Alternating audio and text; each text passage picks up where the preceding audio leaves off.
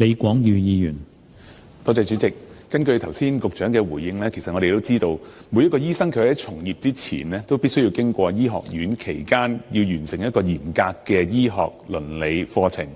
個 medical ethics 嘅課程啦嚇。咁咧，而且係正式註冊之前咧，進行一個宣誓，去承諾去遵守佢哋嘅專業操守嘅。但係顯然咧，就住今次嘅事件睇咧，單靠宣誓同埋從業前嘅培訓，可能效果就唔係好足啦。我哋有少少建議啫，其實香港嘅醫療行業入邊有冇可能可以加啲定期嘅測試？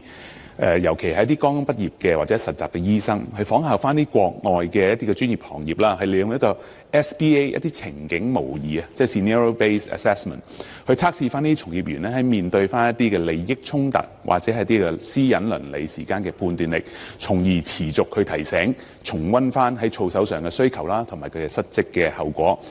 加強翻呢個防範於未然嘅。唔該，主席。局長。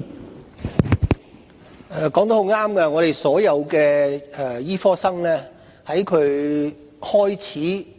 接受醫學培訓嘅時候咧，都會有一個入學嘅儀式啦，亦喺入邊咧係會有一個白袍禮，係要宣讀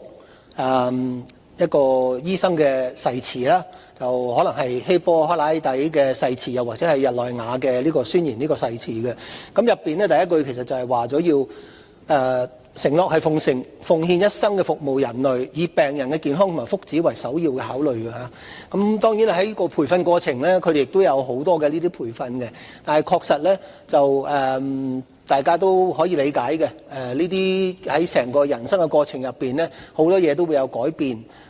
頭先議員提到嘅話，用一啲嘅呢啲模擬測試咧，我自己個親身感受，我覺得喺醫生個生涯入邊咧，其實